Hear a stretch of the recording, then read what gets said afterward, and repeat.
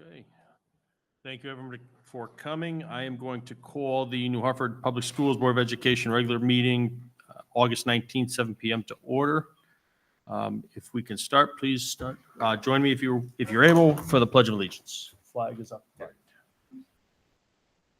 Pledge allegiance to the flag of the United States of America and to the republic for which it stands, one nation, under God, indivisible, with liberty and justice for all.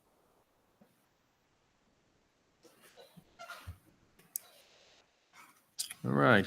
Thank you, everyone, for attending to the Board of Education. Thank you all for returning after the summer. Summer was far too short, I'm sure, for everyone.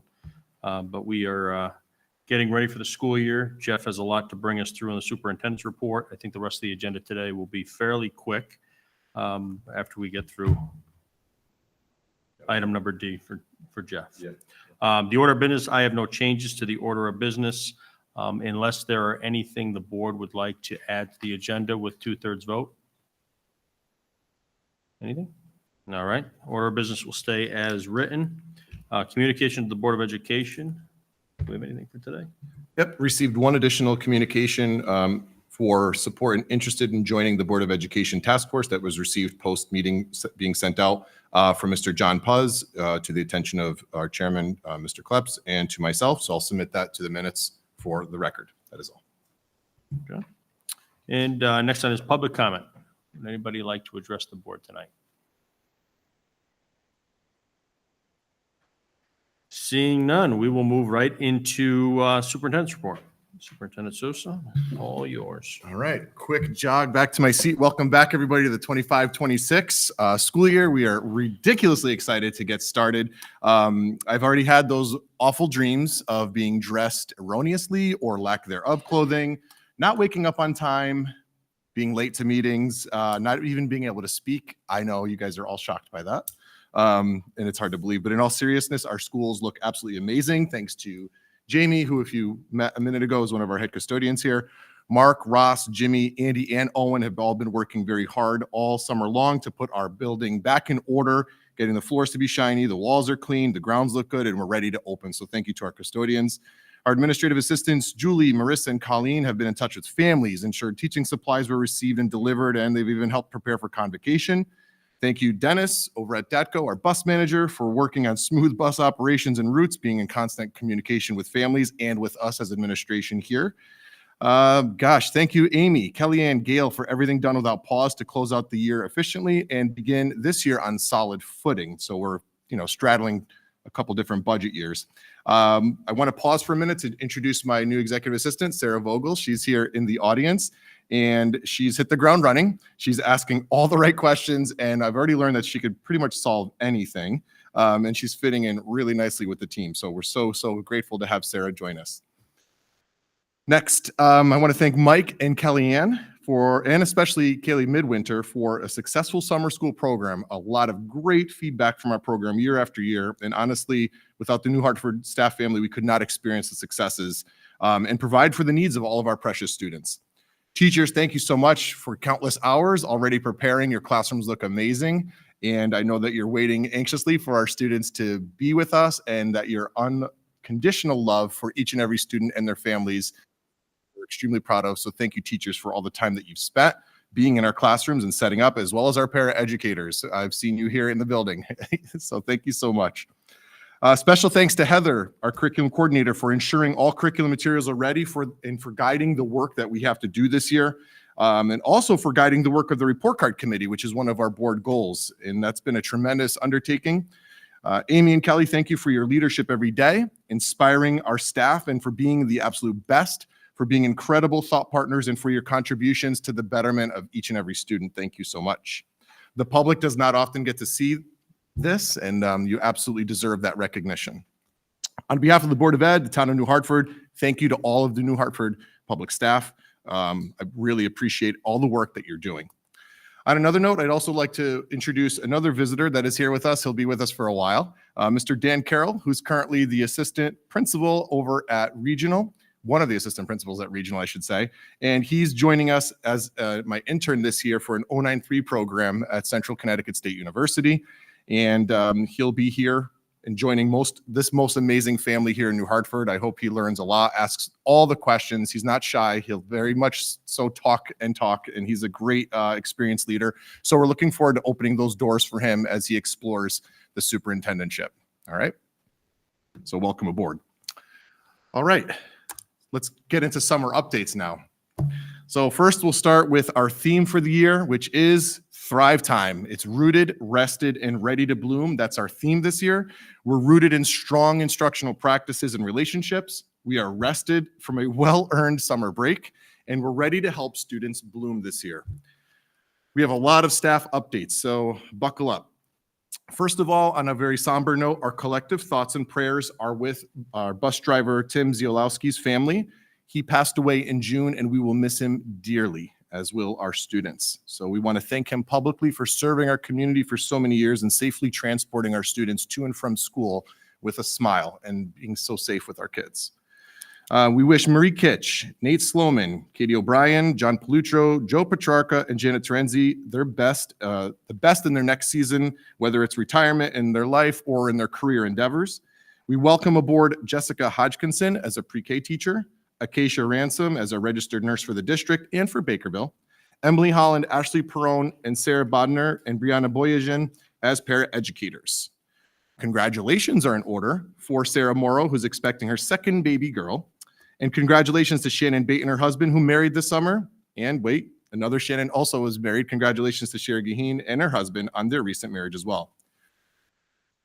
All right, I think those are all of our updates for staffing. Regarding our buildings, so our video camera system is being currently installed, as well as our access control systems, and those were grant funded and town funded. Our Antolini cafeteria floor has been replaced. I will show pictures next month. Looking forward to that. And our new district minivan has been purchased for interschool delivery, mail delivery, and more. Our prior van was a 2010 Dodge Caravan with a rusted floor. We joked that if some of you know the Flintstones, they had their feet, coming up and down the hill. It had every light on the dashboard lit up. So thank you so much for the town for supporting that as a capital purchase.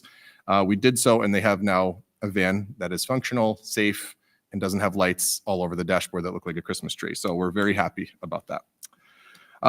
Also wanted to publicly thank Oak Hill for the years of service. We are not engaging in a new contract with them. We have extremely high expectations of all of our employees and for all of our students here. So we are not continuing that contract with Oak Hill, but want to thank them for so many years of partnership. Updates on the district engagement plan. As I spoke of earlier, the report card committee has convened and worked diligently to format and align our report card indicators to curriculum standards. This has been an important part of our work that we realized needed an oversight, a review, but better so, an alignment to standards and to our curriculum. So the committee remained mindful of the following, reflecting what is being taught in the curriculum, related to standards, showing growth over time throughout the year, and the student's career in New Hartford Public Schools, and it's also parent-friendly. So thank you to our entire committee and to Heather for their current work and future work on this important district endeavor, as this will take many, many, many more months of alignment and looking carefully at our curriculum to make sure that there is alignment throughout. For Board of Education news and events, we're very excited to kick off the school year on Monday, August 25th at our convocation. Additionally, our meet and greet will be held on Tuesday afternoon, August 26th, and then we welcome students back on Wednesday, August 27th. Very excited to have them back in our schools and in our hearts once again. All right. Before I conclude, just want to wish everyone a happy Labor Day because we won't see everybody. And our next board meeting for everybody, just for your notes, is on Tuesday, September the 16th at 7 p.m. right here at Antolini. Those are some quick summer updates. For our task force update, we'll be talking about this a little bit later, but I am so excited for the work that we're going to be engaging in this year. Board chairs Tim Kleps and Carrie Guilfoyle from the Board of Finance and Dan Jerem from the Board of Selectmen have met, and we have placed a request for proposals out for a school utilization report, soup to nuts, so that can help us make our decisions going forward for the future of New Hartford Public Schools. And I'll let Tim speak a little bit about that a little bit later, but just want to give everyone an update there. The 24-25 budget. Again, we had a very difficult year last year where we needed to implement a budget freeze because of unanticipated special education costs and legal costs. We did end up the year to about $2,000 under budget still.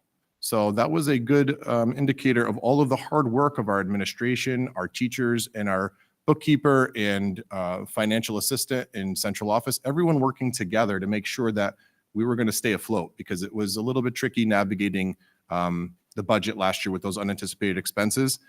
And we had other realized savings that we couldn't have anticipated as well with some other special education needs. So we were actually in a good spot. So I'm happy to report that. For capital updates, I've already spoken about the floor here at Antolini. Many tiles were popping up due to the moisture of the slab of the cafeteria and gymnasium that we use for multifunctionality. And approximately 45 tiles were removed and glued. Again, our custodians did a great job trying to keep everybody safe, but with increased moisture coming up at a 99% core rating as when we cored out a portion of the cement, we found that it was extremely moist. And what we needed to do is mitigate that issue. So we were able to utilize cafeteria funds, not budgeted money in terms of appropriation or capital expense. So we had monies in an account from COVID that the government continued to supply funds to. We negotiated with Jack Boyle Company, and they have installed first they removed the entire flooring. They then scraped down or scarred the entire flooring. They then installed an epoxy-based mitigation system that works together with the adhesive and with the new flooring that is on there. So we're extremely happy about that, keeping our kids safe and our staff safe here at Antolini. There were many tripping hazards throughout the course of the year, and we're happy to have that completely mitigated with a warranty of 20 years. So we're extremely happy for that. For contract negotiations, we will be engaging in that this year. So publicly, we've put out information toward the latter of the year last year, and our subcommittee and Board of Education looks forward to working with our teachers union as we enter into our contract negotiations and come to a good resolution for all parties. We're looking forward to that. And now on to legislative updates, everybody's favorite topic. There are over 71 mandates and updates. I'm not going to cover all of them tonight, for sure. And others are delayed for a period of time, but I'm going to hit upon some salient legislative updates for the board and for our community to know about. The first, under school district operations, there are new requirements for superintendent reports. This is Section 32 of Public Act 2593, for those of you that are following along at home and want some wonderful reading material. The superintendent must share with the board the names of community-based student support services, attrition data for certified and non-certified staff disaggregated by school. Those are the main changes for that. Again, under school district operations for the non-lapsing account and reserve fund, Section 36 of Public Act 2593. The report, we have to report out on that has to include the balance of the non-lapsing account, deposits and expenditures, and we must notify the bargaining representative for certified employees the establishment of this account and the board's intended uses for next fiscal year, if known. Under administration of epinephrine and glucagon, Section 19 of Public Act 25143. Emergency first aid administration of the EpiPen cartridge injector is permitted, and folks are not liable for that, especially bus drivers. And administration of the glucagon for diabetic students can only be given with parent or physician written order. This is basically holding harmless those that are in an emergency situation, administering either one to our students, whether on a bus, whether here at school, whether it's our school nurse, must be trained. But this is basically a component to allow us to administer these things to our students, these medicines, to save their lives. Under special education, there are many new mandates, requirements, and reporting features. The first of which I'll start with is the definition of a child requiring special education due to developmental delay. This is under Section 1 of Public Act 2567. This increases the range for developmental delay. It was children from 3 to 5 years old. They've now increased that to students that are 3 to 8 years old. Developmental delay is defined and measured by appropriate diagnostic instruments and procedures. A significant delay in physical, communication, cognitive, social, emotional, or adaptive development. So that is a change I wanted to, again, make all aware of. Continuing under special education, there's a fixed annual cost for special education services under Section 2 of Public Act 2567. The Commissioner of Education must approve or deny any increase with an entity's rationale for an increase in service. So if we contract with an outside agency for special education services, the Commissioner of Education must deny or approve with the entity's rationale provided to the Commissioner before they can charge a Board of Education more for those services being rendered to their to their students. There's also a provision under Section 3 of Public Act 2567 that is rate setting for providers for special ed and related services. And this one's a little bit delayed, but it's important for the board to know that by 2028, the Connecticut State Department of Ed must set rates that special education and related service providers can charge a Board of Education. Important to note, it excludes transportation. So special ed transportation is not part of the rate setting, but all of the other components are. That is an enormous task that the Connecticut State Department of Ed must engage in, even in our small state. And we look forward to seeing that and working with the Connecticut State Department of Ed by 2028, that has to be set. Continuing special ed, private special education provider contract requirements. The providers must explain tuition rates. So no longer can it just give a blanket tuition rate and say, this is what you owe.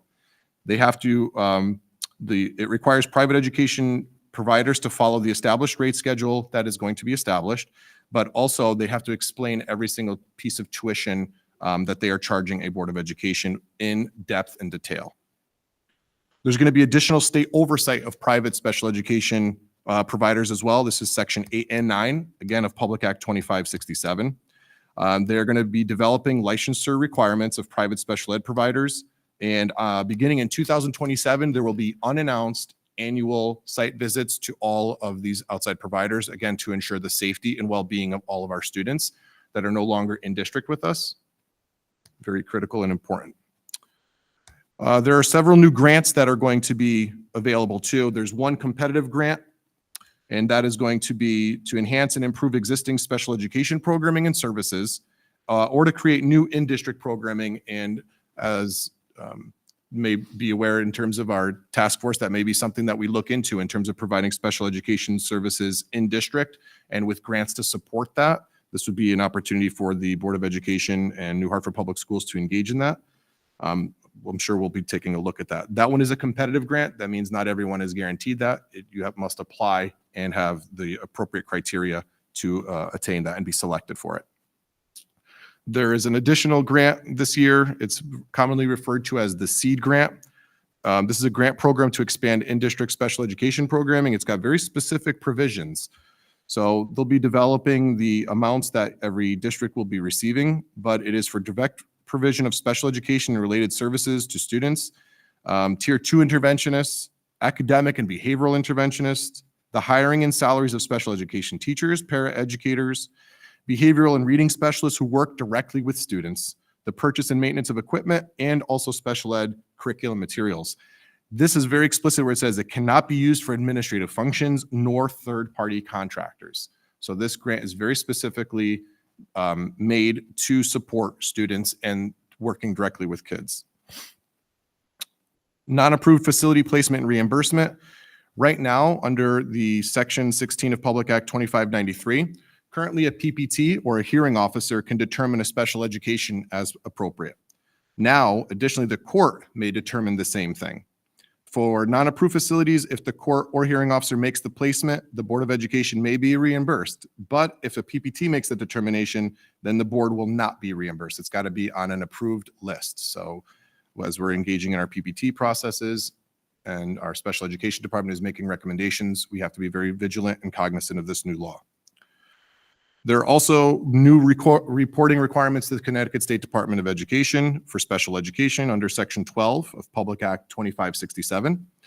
By the end of this fiscal year, by June 30th, 2026, and annually, the Board of Education must report to the Connecticut State Department of Education each special education outplacement. So that'll be a new reporting requirement for us, as well as the new Section 13 of Public Act 2567. So FBAs, which are functional behavioral assessments, and BIPs, which are behavioral intervention plans, must be conducted prior to a student being outplaced. They must be developed or outdated before that takes place. That is our practice now. But it has to be filed and submitted to the State Department of Education.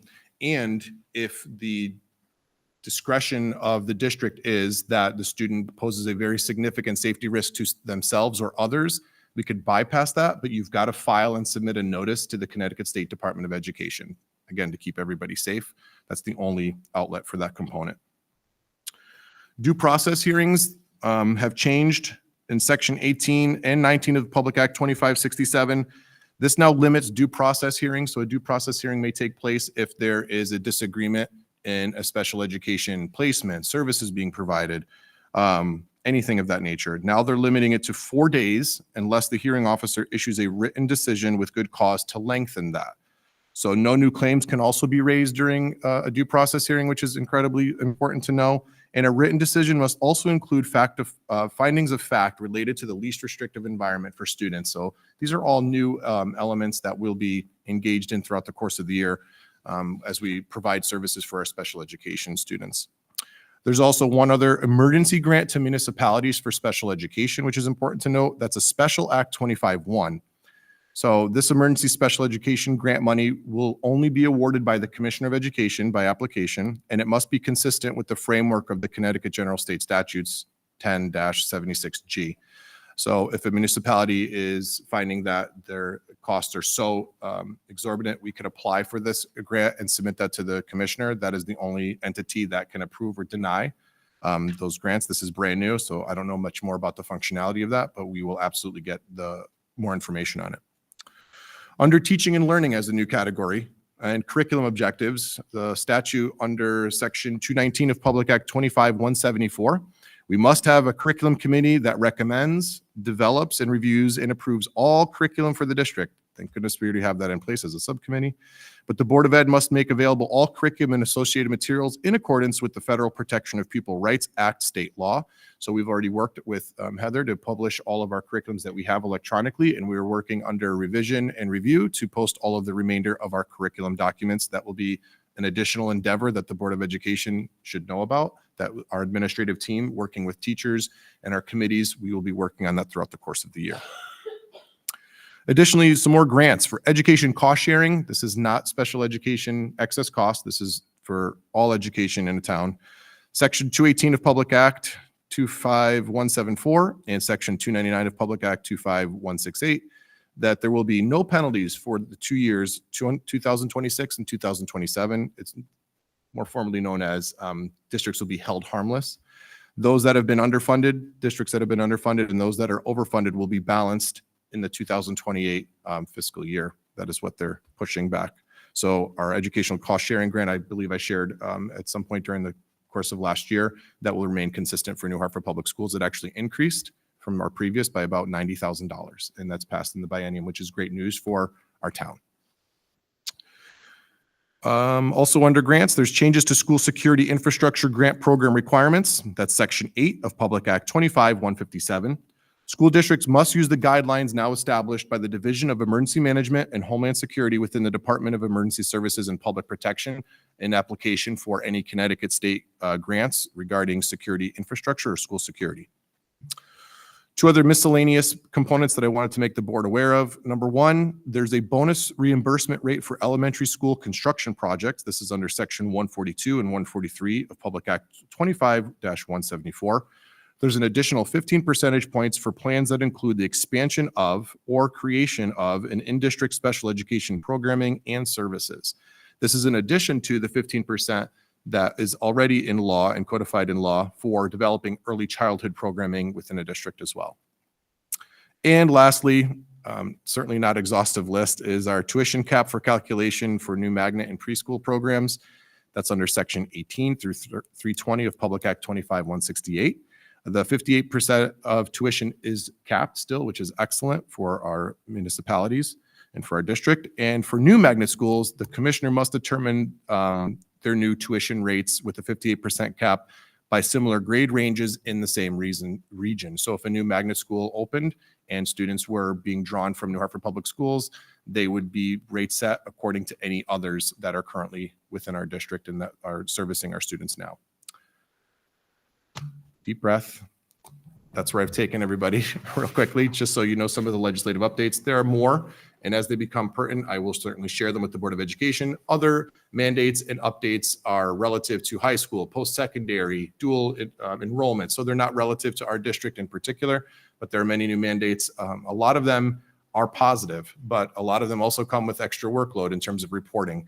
I'm very, very grateful to Mark Anderson and Paul Honig for representing New Hartford Public Schools in a very, very positive and pure light, so that they voted for in favor of a lot of the grants that have come through for special education. They heard loud and clearly New Hartford Public Schools and many, many other districts across the state that we need additional funding for special education. So I'm extremely proud and extremely happy that our voices were heard after testimonials that were submitted, both written and orally, from our town. And I'm grateful to see that everyone worked together to make sure that that was realized. So thank you to everybody in the community, and thank you to our representatives as well. Deep breath again. Superintendent's report done outside of questions. I'm going to get a little sip of water. All right. Wow, that was a lot of information. Jeff, you did, I see here, reading from matrices you put together. Yep, I will share that. Please share that as part of the meeting minutes, if you would. Will do. If the board has any questions about that list that he went through very quickly and used a lot of Jargon. state statute numbers, and please feel free to ask them now. But again, if you have any questions later, God bless please. you. Right, it does appear that in the last session, there's a lot that impacts this next current year. So please take a look at this list. That'll be part of the meeting minutes. And if you have any questions now, please go ahead and bring them up. That email, I believe it came out this afternoon about a program we could all attend, a meeting we could all attend about all the updates that you went through. Does that email relate to all the updates that you just gave, or some of the updates? Was that an email from CABE? I believe so. If it was from CABE, they will review some of these legislative updates, not all, but they will review some of them, yeah. Okay, so CABE is the Connecticut Association of Boards of Education. that might be a good thing for us all to, if we wanted to listen to or take. Yep. So I know that they record a lot of their meetings too, and they have a YouTube channel. If it is CABE, I'm not positive that that's the email that you received, but if that's the case, they record the meetings, and they certainly have a YouTube channel that any board member or member of the public can certainly view. You're welcome. Are there any other questions? Tom? Can you repeat the PPT payment portion real quick? I mean, you're going to give it away, so that's fine. You don't have. Yeah, so at a PPT decision, if they elect as a PPT or the hearing officer elects to place a student in a non-approved facility, then we will not be entitled to reimbursement. That's the basis of that. That's the basic nature of it. So when we make our placements, we're going to be placing them in an approved setting so that we can recoup those fees. Gotcha. The court may decide that's now a new decision maker in the process, which was not part of it before. And again, if they make that decision, then we are entitled to reimbursement, even if it's non-approved, is what the current legislation says. So that's the only little change to it. And then besides the ECS that you mentioned, how do you see the mandates affecting the budget, whether up or down? You have a sense for where that would, is there any new personnel requirements or purchase services that come out that's going to affect us either positively or negatively? There will be new reporting requirements, and we will work as a team to distribute those functions as best we possibly can. If we are hiring new folks to work directly with students, we will capitalize on that grant to help us, and then I'll know those differences. I can't say right now, that X individual is going to cost this much money, and this is the grant money we'll be receiving for it. But that would be a decision that we would make as a team and a recommendation we'd make to the board during budget season. Some of these others, again, dependent on the direction of the task force and the future of New Hartford Public Schools, this could certainly help with some of these reimbursements for construction grants. But some of the reporting functions, again, I don't see them as increasing the budget so significantly. I think that a lot of our focus this year will be on our negotiations with the teachers union and getting through that element first, and then seeing where we land. I don't see a lot of these having a significant impact on the budget for next year. You're welcome. The email I received was from CABE webinar invitation, understanding the 2025 changes to state education funding. Yep. That was the one I was talking about. Yep, that's a great webinar to attend, absolutely, for our Board of Education members. And then on regarding the ECS, the extra money that we received last year, that was figured into this current budget that we're in now, that started July 1st? Or is that going into next year's? So that'll be for fiscal year 26, fiscal year ending in 26, and fiscal year ending in 27. And that Okay. was the additional $90,000 Right, to the town. That's not realized at a Board of Education level. It's just given to share the costs for education for a municipality. but isn't there some way we can access some of that money or ask the town for that No. money? No, it goes directly to the town to help support education. Okay. Yep. Thank you. You're welcome. And it's just because that's estimated until it's paid, based on a calculation. ECS is guaranteed in a biennium that's already passed. I think you might be thinking of excess cost grant. That's special Yep. education. That's based on appropriations at a 4.5 time schedule, inclusive of special education costs for transportation and outplacement costs. Then it's Mhm. calculated on a per pupil basis. Then that's paid out in 2 different times during the school year. And that's based on an appropriation that they funded, again, a $40 million increase to that. So we should see increased funding for our excess cost grant to help us pay down some of the costs for special education next year. Absolutely. Yeah, 2 different things commonly misunderstood, right? One is just specifically to special ed, excess cost grant, and the educational cost share is the monies that the state helps each town with paying for education as a whole, but that goes right to the town.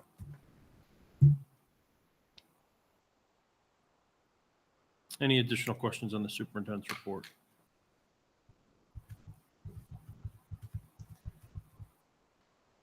Seeing none, we will move on to item number E, Board of Education Chairs Report. The one item we have listed under here is the task force. You heard a little bit about that already. We'll hear a little bit more about it now. One correction I do need to make is under the communication to the board, we did acknowledge the email from John Puz, who has volunteered to be part of the task force. There was also an email from Samantha Wald, who's also here, our New Hartford PTO president, the day after our previous meeting on June 3rd, also voicing her interest in being part of that task force. So just a little bit on the task force back in May, based on our conversations here. I did send a letter to the Board of Finance Chair and the Board of Selectmen Chair, our first selectman. We had a follow-up meeting in July. It was just the it was myself and Board of Finance Chair and the Board of Selectmen Chair, as well as Superintendent Sousa. We met and discussed a little bit about how the framework would work, what the task force, how would we start? How would we initiate this task force starting and moving forward? As Superintendent Sousa had indicated a little while ago, the first step we determined needed to be made was that we needed to engage a professional. None of us as chairs, as a superintendent, have the experience, knowledge of how that whole process works. So we determined as a group that we should solicit proposals from professionals who have done this in the past. Superintendent Sousa, and again, I don't want to put words in your mouth, so correct me if I'm wrong, has reached out to his peers and others within other districts who are doing the same exact thing. I think Plymouth was one of them that you had mentioned to me. Thomaston, yep, right next door. You're right there, yep. Thomaston is doing the same thing. So we had gone out and solicited proposals. Those proposals are due. September 8th. I'm looking at Sarah. 15th, thank you. See, I knew she would know. There's a Thank you. walkthrough tomorrow. Tomorrow, Tomorrow. yep, 2:00 right here at Antolini to start, and then we'll tour the buildings. Non-mandatory walkthrough for these groups to come through. And again, the idea is to give them the opportunity to see the schools and then understand what the proposal is. We want to understand their experience. We want to understand their history behind what they've done for other districts throughout the state and what they can offer us, as well as providing the financial cost associated with performing this service for us. So that's where we are currently. One of the things that I did in the email that I sent out after our meeting with the board chairs, I sent it to our full board here. We talked about the structure of this task force and how we thought it may be best suited to be able to get input from the various stakeholders. We talked about having 2 from the Board of Selectmen, 2 from the Board of Finance, 3 from the Board of Education, and then 2 from the community. That is not in stone. That's not solidified yet. We want to get the input from the professional we determine we're going to hire based on what they've done elsewhere. But we think that, again, we need to get input and feedback from different stakeholders throughout our community to be able to inform and understand the decisions and the ideas that may be coming through the discussions. And that's really where we are today, right? Capture everything? Yes. Right? So once we receive the proposals, then that will go through, again, a group that will look at those proposals. We'll level them to make sure that they are in line with what we expect, and then we will have to make a decision as a town whether we move forward and put that expense out there. Any questions about that right now? Hi, I've got some questions. Are you receiving interest in the RFP? I'm sorry? Are you are people reaching out and kind of interested in responding to the RFP? So we've had one that is coming to the non-mandatory walkthrough, but we won't know outside of. Yep. We've had one question posed from one organization that we posted as an addendum on the website. Yep. So that is there for all that are interested. And we've reached out to maybe 3 or 4 others that I know that have done this work, again, from consultation with my colleagues across the state. Yep. So. And then when the proposals are due on the 15th, what is the process for reviewing them? And when do you expect to have, who's making a final decision on which proposal to accept? What does that process look like right now? So I'll take a look at those and I will consult with the board chairs to then take a look at who we want to interview and who we do not as part of the process. So we'll do it as a collective. You'll interview a subset Yes, of people yes. and then walk through that and then make a decision. So when, if you had to ballpark, when would you think you would have a person picked? What's your timeline? 21 to 30 days total. After the After RFP interviewing and review? maybe doing some reference checks in addition to that, Yeah. if they're not already submitted within their proposals. Yep. So that's Okay. my longest period of time would be 30 days post. Yep. It's mid-October. I think that's it for right now, but I'll be sure to let you know if I have more. Any additional questions? Frank? Yeah, there's nobody on the board now that was on the board the last time Bakerville was looked at. But I think a lot of people, you were, but I think some people got on the board because of that. Is this accurate? So I think it's very important to go back and look at that process and learn from it. Because I think that it kind of snuck up on the community at some level. And That was a big part of the conversation that we had with the Yeah. other board chairs because we were all here when that took place. And the transparency into what had transpired there was a problem. Right? It created an issue throughout the community. That is acknowledged and known, and we dedicated ourselves as a group sitting there saying that won't happen again. Tom? How do you anticipate you said we're soliciting an RFP for a school utilization report, right? That's what the RFP is requesting, a proposal to generate a school utilization report. Mhm. Is that what the RFP? Yeah. How do you envision that being any different than what we paid for 10 years ago that was completely inaccurate and useless? And I don't use those words. I think they're very I can't speak to the former, but I know that the way that we've written the RFP, it's encompassing all current legislation. So it's got to take a look at HVAC, for example. It's got to take a look at new construction costs. It's got to take a look at student enrollment. It's got to take a look at everything comprehensively. It's in the RFP. Those are the elements that we put out there. I don't know what was really garnished from the last time, but I feel very good about some of the companies that I've, again, spoken to, colleagues that have gone through the process or are going through the process right now, and knowing that there are very professional organizations that do everything soup to nuts to give the information, factual information for boards, for task force, and for a community to make a good decision. So I'm hopeful that that will not be the case, that we turn out as it did last time, unfortunately, but I can't speak to the latter. I can only speak to the hope of the future. I think that part of what we've heard or discovered through this search and putting this out in discussions is this is not the only district that's doing this. This is being done throughout the state. The professionals are looking at a more holistic approach to how they look at it, the utilization of school, not strictly reliant on what they project to be student enrollment, which is what I lived and saw, to say that, that was the crux in the made the priority as to all the decision making that was going on back then. So this is meant to be a whole different process, right? Where we're looking at all the rooms in the buildings and what we do with them here, as well as what we do with them if and when we decide that they're not schools, right? What happens to that building? What are the costs? Again, this is a look at the entire impact to the town versus just the impact to the Board of Education. All right, so that's good, because it sounds like it won't be driven strictly by enrollment, because there's a lot, as we went through before, 10 years ago, there was a lot of just, we're just closing Bakerville without any thoughts about, well, what are you going to do with the building? What are you going to do with the issues with environmental concerns at the building? So there's a lot more, so that sounds like it's going to be addressed and taken into consideration this time.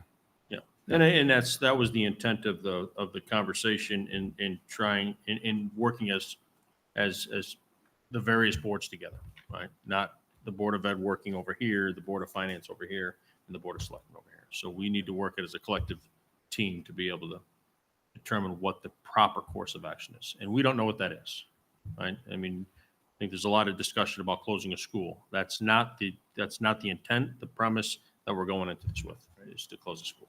Do you have any, let's just use a number, $20,000 to generate the utilization report. Do we know where that money's coming from? Is it going to be shared amongst Board of Selectmen, Board of Finance, Board of Ed? Do we have any thoughts on how that would look? Was that discussed? We did not have that conversation, but the Board of Education doesn't have a budget to be able to support those funds. So we would have to look to either town contingencies, the Board of Ed contingency that we hold, right, in our non-lapsing account. And so those are all going to have to be looked at, but we didn't have those detailed discussions without knowing what the number was. The goal ultimately is cost savings without hurting education, right? That's true. That's the goal of the task force. Yep. So the scope of this, it's going to go beyond buildings. It could include looking at maybe sharing staff with Barkhamsted, all kinds of I don't think there's anything off the possibilities. table. Okay. Right? I mean, honestly, I don't think there's anything. It's off not the just table. about buildings, though. It's about. But if you start talking about sharing services with Barkhamsted, then we have to engage Barkhamsted. We haven't done that yet, right? Or other surrounding towns. But And the scope's any way we can save money, right? they're going to, ultimately. the idea is that these professionals have done this before, and they're going to come up with what they've seen prove to be successful, right? So that's our intent with hiring a professional, is bring to us your experience, your knowledge, what you've done elsewhere that's become successful. And if sharing services is one of them with a neighboring town, well, then that's something that we'll have to broach at that time. We haven't done that yet.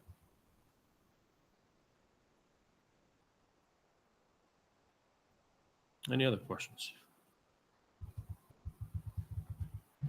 Before you and Tom were involved in the last thing with Bakerville, there was another plan way before I came to town, which is over 18 years ago now, to make this place up here a campus. Mhm. And I think it was when Reggie Smith was the selectman. I don't know what happened at that time, but I know that the townspeople had voted all for it. And then somehow it got nixed and it never got done.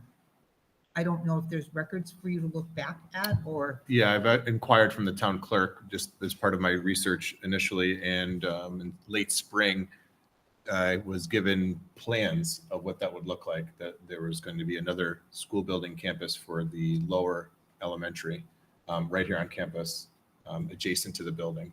And then I have notes and meeting notes that I'm still poring over. I don't know why it must have failed at a referendum is my guess, because obviously it never came to It fruition. wasn't. It wasn't? It got passed by the town. Mhm. But as what I've been told is that there was a selectman at that time that nixed the whole thing, Okay. that didn't want it done. Okay. I would just hope, if you then remember the last time we did this with Bakerville, there was that group that projected that we would have all these children up here going to school. I hope you don't use that same company again, because we don't have all those children. Yes, we will keep that in mind. I don't remember who they were, but I know who they were. All right.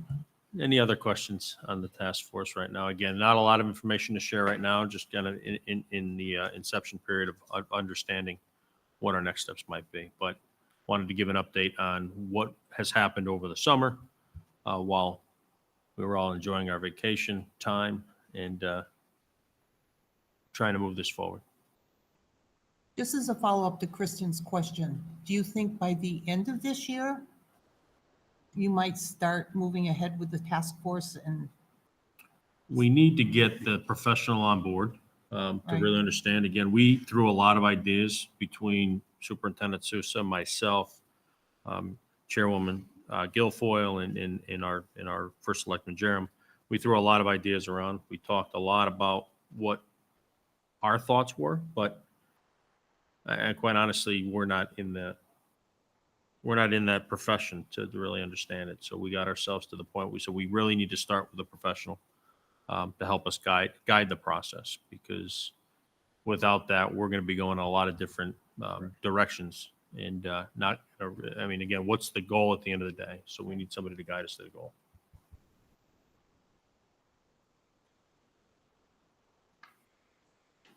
We're good? All right, we'll move on to the next item on the agenda, which is routine business. Under routine business, we have approval of the minutes from June 3rd, 2025. Can I get a motion to approve? Motion. Motion by Frank. Can I get a second, even if it's for discussion? Second by Tom. Any discussion? Corrections, questions, comments? you don't need to add in there that Tim and I left early?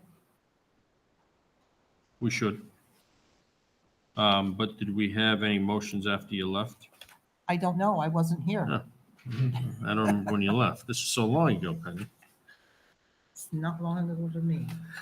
Yeah, that's true. Kristen and I were both not present for that meeting, or do we have enough to vote on this tonight? Yeah, you can. Yep, you can abstain, You can. please. Yep. Okay. Yes, you made two motions, one to close the meeting and one to extend Superintendent Sousa's contract. Do you have the time that they departed? Can we make the No, she motion? wasn't here. Oh. But let me, We have the video, right? no, it's not in the video because you're in executive session. So You you left started your during executive session. Give me a minute and I'll tell you when. So we have when we came out. Yeah, but I left before Yeah. then. Oh, you left before we went into executive session? How quickly you forget. I know. Wait a minute, let me, I think it would have been under K when did in we, there. when was our last meeting? June, or was beginning of June June? 3rd, June 3rd. Um,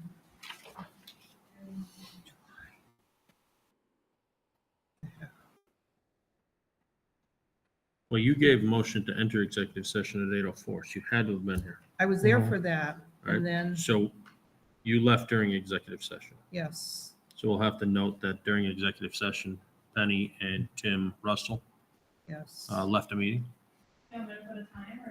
I'm going to give you the time if you give me, We don't record minutes during executive session, so we don't need. no, but you should put in there that Tim, just put in there that Tim and I left. Yeah, that they didn't come out of after we came out of executive session, Tim and Penny were no longer part of the meeting. So the motion, So after executive session ended at 9:18. yes, Yeah, please. Yeah, the unanimous is not including Penny or Tim Russell, right. the two motions after that.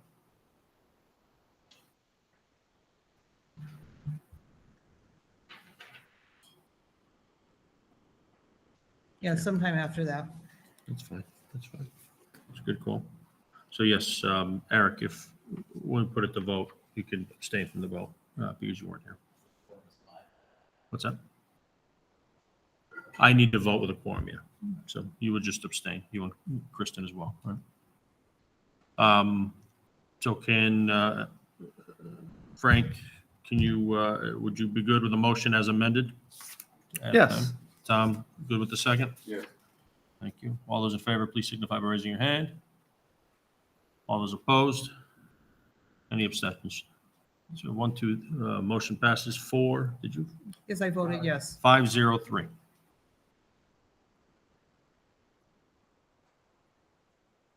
No, 502, sorry. Yeah, it's been a long summer. All right, expenditure report. Can I get a motion to approve the expenditure report? So moved. Motion by Penny, can I get a second? Second. Second by Frank. Any discussion on the expenditure report?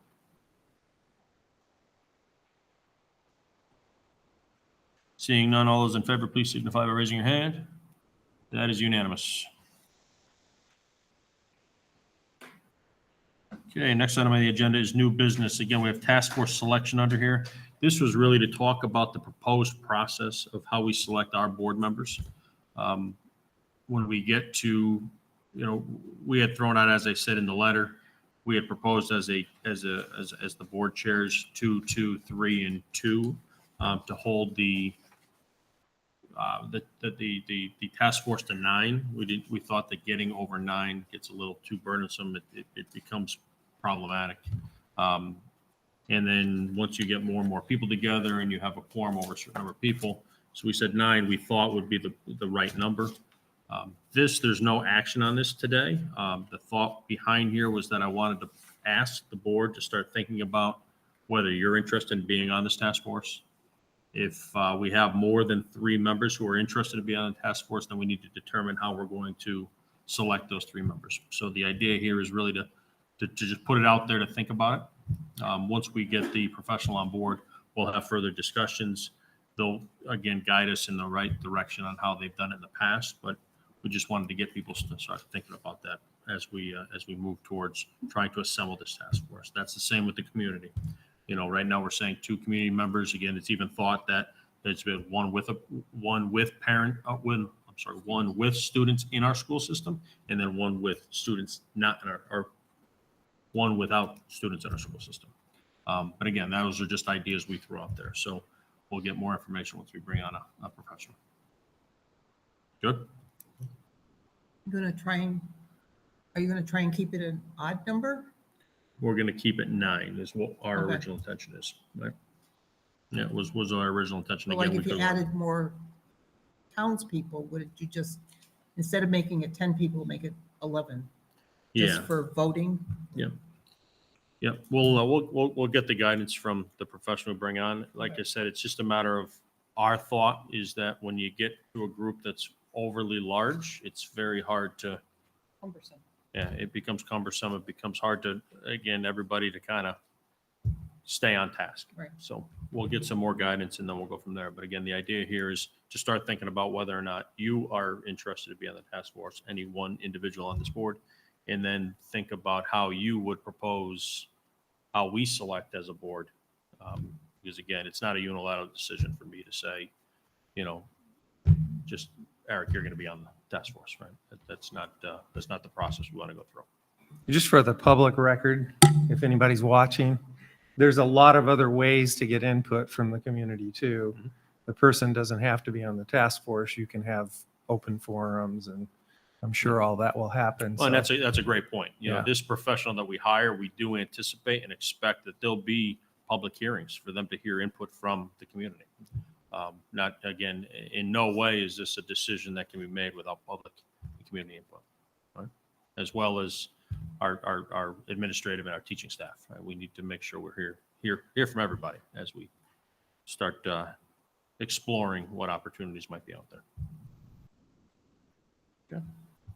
Old business, we have item number A under old business is plant facility and transportation update for the HVAC. Tom, you're going to bring us through that? And so on June 3rd meeting, I reported on the results of a phase 1 evaluation of the schools in regards to HVAC. And there was thought to move to propane. And I reported that our schools are not up to code, but they are safe, and that we are grandfathered in for a period of 5 years before we need to do anything. There was a proposal from Petrocelli to for $4,900 per school to do a phase 2, which would investigate costs associated with each building to bring them up to code. And during that meeting, we discussed proposing during this meeting to spend money out of a non-lapsing account to fund those proposals for $14,700. However, in talking with our superintendent, we just thought that in light of the upcoming task force, which is going to evaluate the schools, that would be part of the equation, and that spending that money at this time would not be prudent or needed. So I would recommend probably by a vote today that we table that upgrade or that phase 2 evaluation until after the evaluation of the schools. I'll motion to table. Second. You really need a motion? to table it? Well, we I just decided motioned. talking about I it in know, this but do you meeting. think you really need to? Couldn't you just say to table it? Oh, thank you. Yeah, we could. Unless anybody has a different opinion. I don't really think that you needed a motion, but Okay. it's fine. No, I'm good with that. Well, I don't really, I mean, I don't, that's just, I'm not gonna split hairs with you. Our subcommittee suggested doing them. And now we're suggesting not to do them. Yeah. So we voted to. So I whatever. think I'd be okay. Again, just care. for the So we're not- record, let's motion to table. Right? That'll be by me, seconded by Tom. Is there any conversation about that? Again, the idea is we're motioning to table because we have this task force that's being evaluated currently. To spend the money right now would not seem to be a prudent spend of funds out of our non-lapsing account. Do these quotes have an expiration date? Typically a year, if not stated on here. Sometimes it's 60 days, 90 days. Either way, after the board has made its decision, I will contact them directly to inform them so they're not on wait and hold.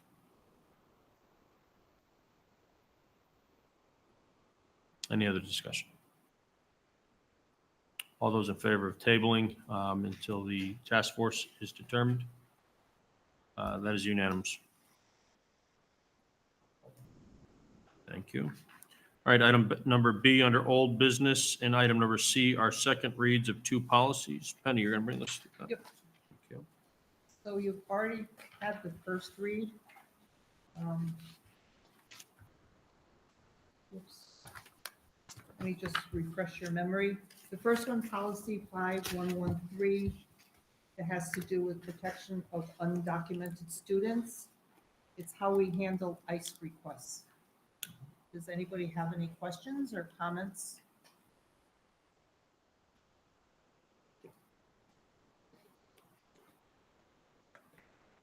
Seeing no questions or comments, can I get a motion to adopt policy 511.3?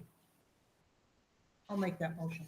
Motion by I'll Penny, second. second by Frank. Any discussion?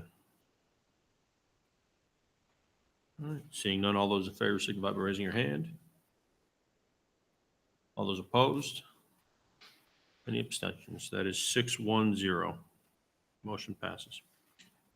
All right, Penny. And the second policy, policy 5118, is for non-resident students and better defines the process.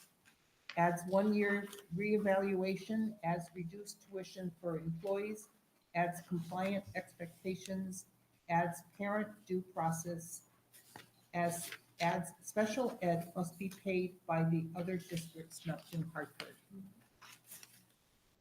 Is there any questions, comments?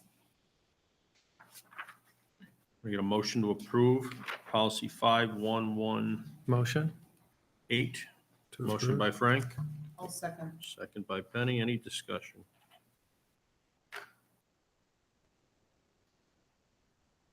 All right, seeing none, all those in favor, please signify by raising your hand. That is unanimous. Okay, thank you, Penny. Moving on to item number I, reports at advance. In Deirdre's absence, you taking this? Yep, the only updates here are found on the last page. It's regarding their special education programs, and unfortunately, after 4 years of collaboration, There's also the decision to put the Workspace Connecticut facility on the market. I've just been recently informed that it has sold, or they have a buyer. And just a quick little closing statement by Jonathan Costa, their executive director, looking for, forward to the support and hard work for this upcoming year that Ed Advance does for all the districts that it supports. We are very grateful to them and thank them and look forward to partnering with them and working with them. The only other update I have is regarding one of the mental health grants that was to be ended by the current administration by December 31st. We have not heard any definitive back yet, but we're anticipating that that is going to end at one of our buildings. And that was an individual that was here contracted via grant through Ed Advance, nothing on our budgetary books or anything like that, but that is scheduled to end by the end of this year, 2025. That's it. Any questions? Thank you. All right, next item on the agenda is J, public comment for agenda items only. Would anybody like to address the board?